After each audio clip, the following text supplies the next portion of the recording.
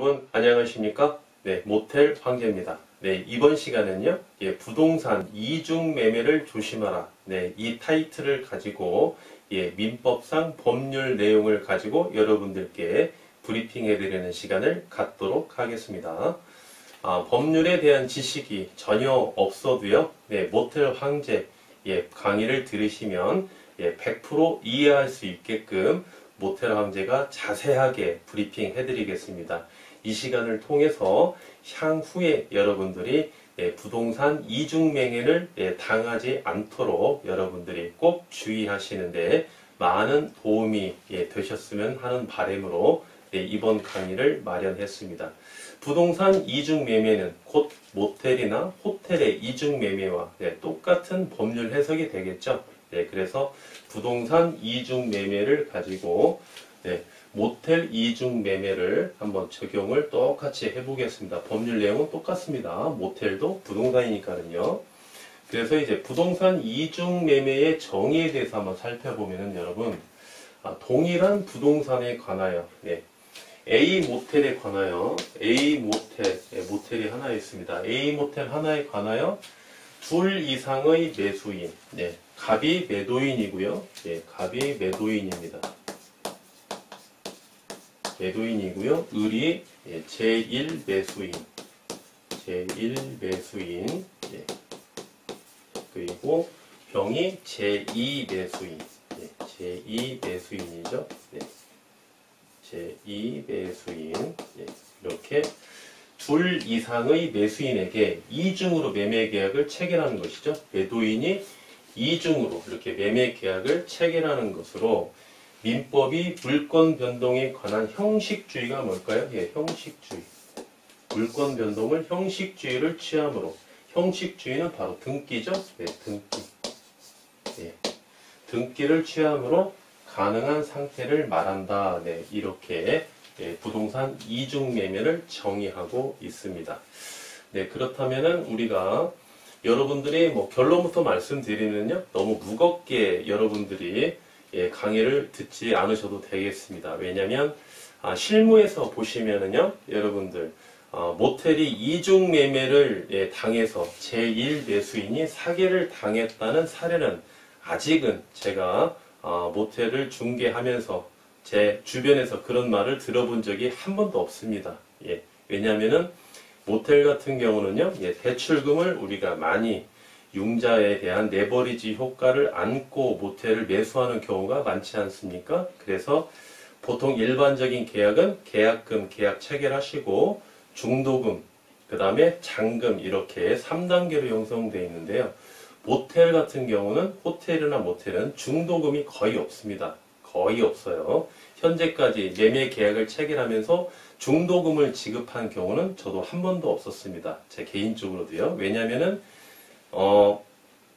융자가 대출금이 승인이 나오지 않으면 잔금을 치를 수 없는 그런 상태이기 때문에 계약금 계약을 체결하고 약 한 달 정도 후에 잔금 지급일을 설정을 해서 매매 계약을 그렇게 체결을 하고 있거든요. 그래서 중도금이 이전되지 않은 상태이기 때문에 여러분들이 모텔 매매, 호텔 매매에서는 부동산 이중 매매는 거의 없다. 이렇게 보시니까요, 안심하고 강의 들어주시고요. 참고로 이러한 법을 알고 있어야만이 사기를 당하지 않습니다. 그렇죠? 그래서 항상 돌다리도 두드리면서 걷는 식으로 여러분들이 한번 보시면 되겠습니다.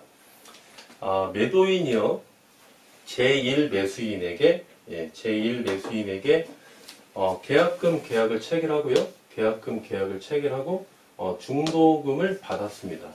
예를 들어서 9월 1일날 2018년 9월 1일날 계약금을 1억을 받았어요. 1억을 받고 계약금 계약을 체결하고 9월 15일날 중도금을 또 한 10억을 받았습니다. 10억을 받고 9월 30일날 잔금을 한 19억을 받는다고 그럴까요? 19억. 그래서 총 30억에 대한 모텔, A 모텔에 대해서 이제 매매 계약을 진행을 하는데요. A 모텔에 대해서 이 매도인이 말이죠, 악심을 먹은 겁니다. 악심을 먹고 중도금까지 받았어요. 9월 15일 날 총 11억을 받았습니다. 11억을 받고 제2 매수인에게 접근을 합니다. 제2 매수인에게 접근을 해서 9월 20일경에 시가 30억짜리 모텔을 내가 시세보다 싸게 팔겠다. 얼마에? 20억에 팔겠다. 20억에. 그러면 제2 매수인이 봤을 때는요, A 모텔이 한 30억 정도의 가치가 있습니다. 그런데 10억이나 싸게 판다고 그래요. 이럴 때는 한 번 정도 의심을 해야 되는데 의심을 하지 않습니다. 그래서 제2 매수인이 대신 단서를 걸죠. 계약금, 중도금, 잔금 없이 일시불로 20억에 매매 계약을 체결하자. 언제? 9월 20일 날. 제2 매수인은 이러한 사실을 모릅니다. 전혀 모르고 있어요. 그러면 제2 매수인이 좋습니다. 9월 20일 날 20억 일시불 지급하고요. 동시에 이날 등기를 합시다. 그래서 실제로 9월 20일 날 매도인은 등기 이전에 필요한 서류를 제2 매수인에게 주고요. 제2 매수인은 20억을 매도인 통장으로 입금을 합니다. 그러면 20일 날 제2 매수인이 A 모텔의 소유권 이전을 받는 거죠. 그렇죠? 제2 매수인은 아무런 사실을 모르는 상태에서 본 모텔을 이제 소유권 이전을 받았어요. 그러면 제2 매수인은요, 제2 매수인은 완전한 소유권자가 되는 겁니다. 어디에 대해서? A 모텔에 대해서. 그러면 둘만의 법률 관계가 남겠죠. 을은 사기를 당하는 거죠. 갑에게, 매도인에게. 내가 중도금까지 11억을 줬는데, 잔금이 되기 전에 매도인이 을에게 A 모텔을 팔아버렸어요. 그러면 을은 갑에게 손해배상을 청구할 수 있고, 또는 사기를 고소할 수도 있겠죠. 이런 법률 관계가 되는 거고요. 두 번째는 제2 매수인이 A 모텔 옆에 있는 B 모텔 주인입니다. B 모텔 소유자예요. B 모텔 소유자. 바로 옆에 붙어 있습니다. 이 사람이 보니까 갑이라는 사장이 계속 계약을 체결한다는 소리를 풍문으로 들었어요. 어디까지? 중도금까지 해서 11억을 받았다는 것을, 매도인이 11억을 받았다는 것을 풍문으로 들었어요. 그러면 알고 있다는 거죠. 중도금까지 받고 알고 있다는 겁니다. 알고 있는데 갑자기 매도인이 찾아옵니다. 언제? 9월 16일 날 찾아옵니다. 찾아와가지고 어이 병씨, 내가 이번에 급하게 급전이 필요해서 우리 모텔 30억에 내놔도 내가 손해보고 파는 거 알지? 내가 자네한테 20억에 시가보다 10억에 싸게 내가 자네한테 팔 테니까 우리 9월 20일 날 이날 한꺼번에 자네는 나한테 20억 지급하면 내가 소유권 이전에 필요한 등기를 주겠다. 제2 매수인 병이 들어보니까 내가 알고 있는 바로는 갑이 11억까지 중도금을 다 받고 있는 걸 알고 있어요. 알고 있는데 매도인이 자기한테 이렇게 20억에 매매를 하자고 접근을 한다는 거죠. 이런 경우에는 과연 제2 매수인이 소유권을 진정으로 취득할 수 있느냐? 이러한 법률 관계가 형성되죠. 그렇다면 지금 9월 20일 날 20억이 넘어가고 소유권 이전이 넘어왔어요. 어떻게? 제2 매수인이 이러한 사실을 알고 있는 상태에서 넘어왔습니다. 그렇다면 제2 매수인은 역시 진정한 소유자가 됩니다. 진정한 소유자가 됩니다. 소유권 이전도 받았지 않습니까? 이전 등기가 됐으니까.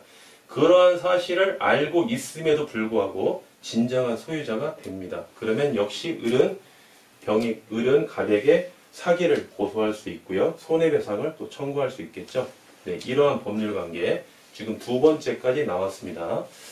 세 번째 법률관계를 한번 볼게요. 세 번째 세 번째 법률 관계를 보겠습니다.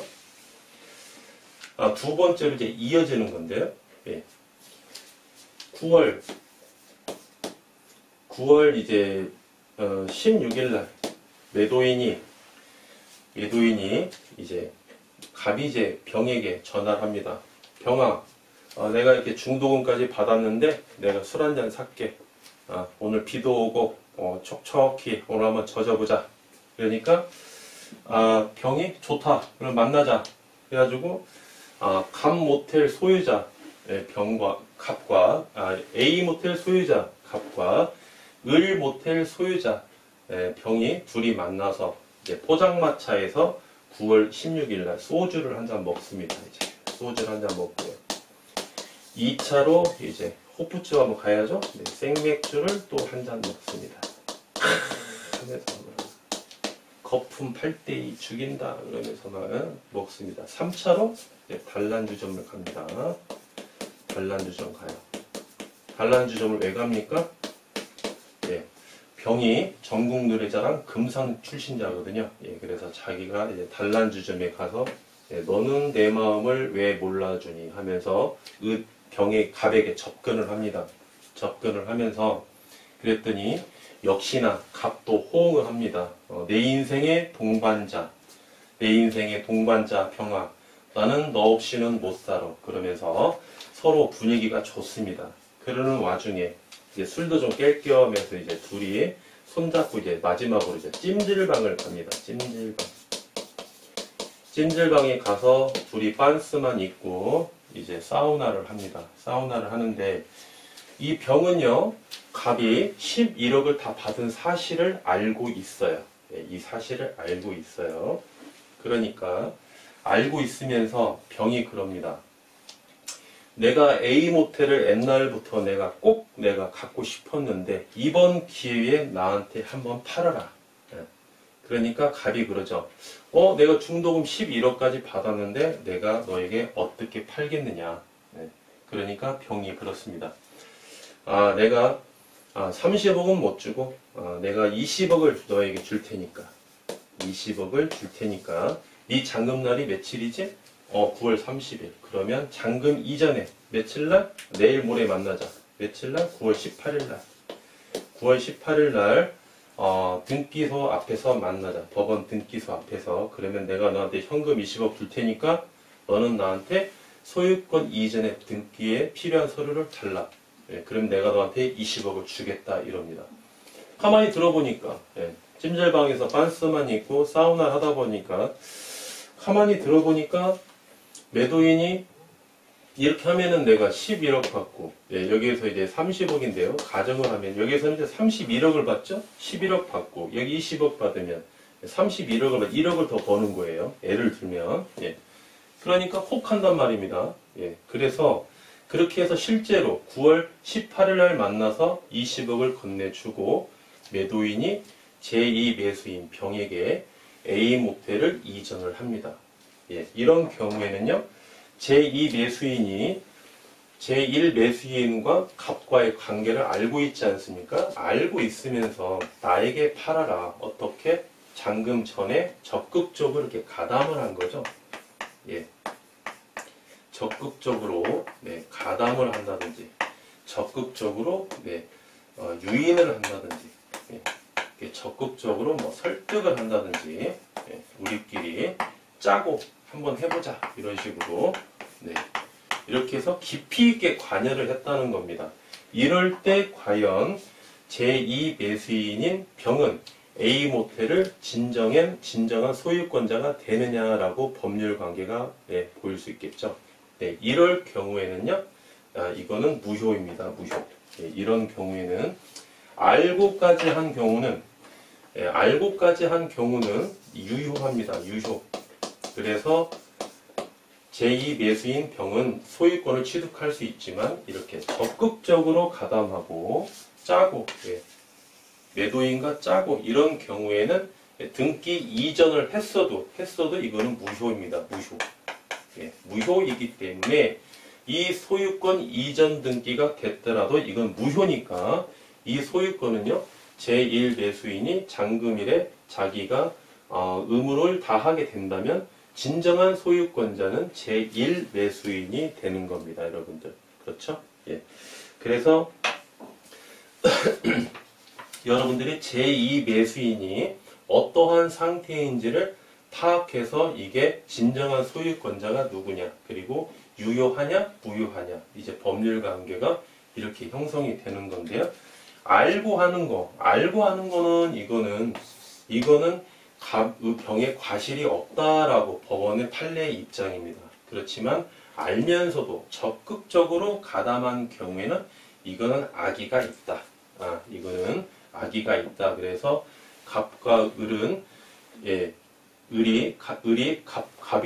갑이나 병에게요, 손해배상을 갑에게도 청구할 수 있고 병에게도 청구할 수 있고요. 역시나 둘 다 사기로 고소할 수도 있습니다. 그래서 이러한 경우에는 무효이기 때문에 소유권 이전 등기가 되어 있을지라도 무효이기 때문에 소유권 이전이 제1 매수인에게 넘어온다는 겁니다. 이전 등기를 할 수 있어요. 그런데 이제 여기에서 우리가 한 가지 더 깊이 있게 한 번만 더 들어가 보겠습니다. 여기에서 이제 무효라는 거는요, 우리가 법률적으로 이제 상대적 무효, 절대적 무효, 이제 두 가지 종류를 나눠볼 수 있는데요. 이러한 경우에는 절대적 무효에 해당합니다. 그러면 절대적 무효는 뭐냐? 여기에서 또 다른 법률 관계가 한 번 더 형성될 수 있어요. 잘 한번 들어보십시오. 병이 적극 가담해서 소유권 이전을 받았습니다. 받아서 이 물건을, 이 시세가 한 35억 가지 않습니까? 30억이 싸게 내놨기 때문에 병도 이 모텔을 사는 건데요. 병이 정에게 해당 모텔을요, 한 33억에 팝니다. 그러니까 정 입장에서는 한 2억 정도 좀 싸게 산다고 보는 거죠. 소유권 이전이 됐어요. 소유권을 정이 취득하게 됩니다. 이전이 됐기 때문에 취득이 됐죠? 취득이 됐어요. 그런데 이 정은 아무런 사실을 몰라요. 둘이 짜고 또 병 있는 이 녀석이 또 적극 가담한 사실도 모릅니다. 그냥 순진한 사람이에요. 이 사람이 이제 A 모텔을 소유권을 취득했습니다. 이랬을 때 이 관계는 절대적인 무효이기 때문에 정은 선의의 피해를 보고 소유권을 취득할 수가 없습니다. 이 경우에도 여기서 절대 무효이기 때문에 이 밑으로 어떤 누구가 소유권을 취득해도 이게 유효화될 수가 없어요. 그래서 절대 무효가 이게 무서운 법률입니다. 그래서 정은 소유권 취득할 수가 없고요. 설령 등기상 정으로 소유권 이전이 됐더라도 소유권은 누가 취득하느냐? 제1 매수인인 을이 소유권을 취득하게 되는 것입니다. 그래서 여러분들이 만약에 이제 을 입장에서 이제 생각을 하셔야 되는데요. 선의의 피해자가 될 수가 있으니까. 그래서 을 입장에서 보시면 모텔은 어떻다고 그랬죠? 중도금이라는 게 없다고 그랬죠? 중도금이 없습니다. 만약에 계약 1억을 하고 나서 계약을 체결하고 나서 갑이 병에게 매도를 했어요. A 모텔을. 그러면 계약하고 중도금 이전이니까 법정 해제가 가능하죠? 그러면 갑에게 배액 배상을 하라고 소송을 걸어서 해결할 수도 있습니다. 문제는 중도금까지 넘어갔을 때는 손실이 크다는 거죠. 만약에 1억을 주고 2억에 대한 배상을 못 받고 1억도 원금도 찾지 못했어요. 그러면 손실액은 1억이지만 중도금까지 줬을 때는 11억입니다. 11억을 을은 사기를 당할 수 있기 때문에 손실이 크죠. 그래서 모텔 같은 경우는 중도금이 거의 없기 때문에 1억을 우리가 계약을 체결하고요. 모텔 같은 경우는 30일이면 중간에 한 29일 정도 시간이 있죠. 여러분들 등기상으로 소유권을 띄워보는데 700원 밖에 안 듭니다. 인터넷상으로. 그래서 잔금일 때, 물론 저희 이제 중개인들이 잔금일 때 당일날 소유권 등기부를 이제 봐가지고 뭐 설정은 되어 있는지 하자는 없는지 저희가 다시 한번 확인해 드리는데요. 중간에 700원씩 투자하셔서 한 번씩 소유권 그 등기부 등본을 한번 열람해 보시는 게 좋습니다, 여러분들. 얼마 안 드니까는요. 700원밖에 안 드니까 그렇게 해서 등기부를 열람해 보시는 게 좋다. 네, 사전에 방향 좀 예방하는 게 좋다. 좀 이렇게 볼 수 있겠고요.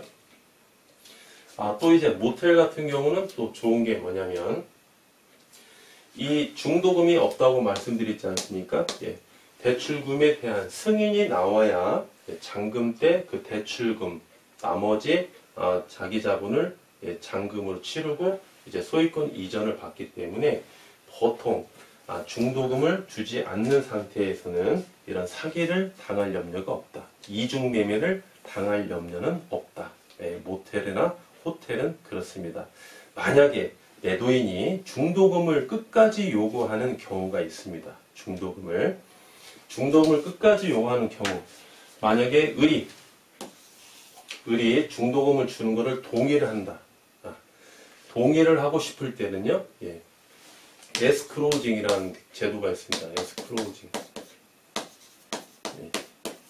에스크로징 제도가 있는데요. 이거를 매도인과 매수인이 각각 둘 다 동의를 해서 은행에 계약금 1억 플러스 그 다음에 중도금 10억 이거를 둘 다 동의를 하지 못하면 양쪽 다 돈을 못 찾게끔 매도인이 매수인의 동의 없이는 돈을 찾지 못하게끔 이렇게 걸어놓는 겁니다. 걸어놓는 거예요. 언제까지? 잔금 때까지. 그러면 매도인이 이렇게 사기를 칠 수가 없겠죠. 그렇죠, 여러분. 그래서 이러한 제도도 여러분들 이용하시면 좋다는 거. 이러한 제도가 또 좋은 게 뭐냐면요. 매도인에 보니까 등기부를 보니까 을구에 저당권, 전세권, 또 근저당에서 한 압류도 되어 있고요. 한 서너 가지가 이렇게 설정되어 있습니다. 그러면 잔금날 매도인은 다 말소를 해줘야 될 의무가 있죠. 근데 매도인이 자금력이 별로 없습니다. 그거를 말소를 해줄 능력이 없을 정도로 의심이 가요. 그렇다면은 계약금을 에스크로징 이렇게 걸어놓는 겁니다. 이렇게 합의를 하자. 매수인이 제의를 합니다. 그럼 매도인도 모텔을 팔려고 마음 먹었으면 동의를 할 수밖에 없겠죠. 그래서 잔금 때까지 계약금을 못 찾게끔 에스크로징을 은행권에다가 이렇게 걸어 놓고요. 잔금 때 소유권 이전 등기에 필요한 서류 건네주고 잔금 나머지 29억 치르시고 이행하고요. 그러면은 이제 매수인이 동의의 도장을 딱 찍어줍니다. 그럼 이때 매도인이 1억을 찾을 수 있는 거죠. 계약금을요. 그래서 이러한 제도도 있다라는 거, 안전장치도 있다. 이렇게 여러분들이 보시면 되겠고요. 사례에서는 별로 제2 매수인의 이러한 적극 가담 행위는 별로 나타나지 않는다는 거, 이런 걸 좀 주의하시고요. 그 다음에 이제 이러한 경우는요, 중간에 꼭 누가 한 명 있습니다. 누가 있습니까? 중개인이 있죠. 중개인이 꼭 이런 몹쓸 짓을 하는 중개인이 있습니다. 중개인 여기 끼는 거죠. 그렇죠? 끼는 거 끼어서 세 명이서 작품을 만드는 겁니다. 누구 모르게, 을 모르게. 꼭 이렇게 역할을 하는 이런 아주 나쁜 중개인들이 있습니다. 이런 중개인들을 만나시면 여러분들 사기를 당할 수밖에 없습니다. 세 명이서 짜고 한 군데서 흔들고 있으면 당할 수밖에 없는 거예요. 그래서 여러분들이 매도인의 진정한 의사도 중요하겠지만 이 중개인이 신의 칙을 지키는지 상도덕을 지키는 중개인인지 정직한 중개인인지 신뢰감이 가는 중개인인지도 여러분들이 꼭 체크하시는 것도 중요한 과정이라고 할 수 있겠습니다. 오늘 여러분들께 말씀드린 내용은요. 부동산 이중매매, 호텔, 모텔 이중매매에 대해서 주의할 점에 대해서 말씀드렸습니다. 감사합니다.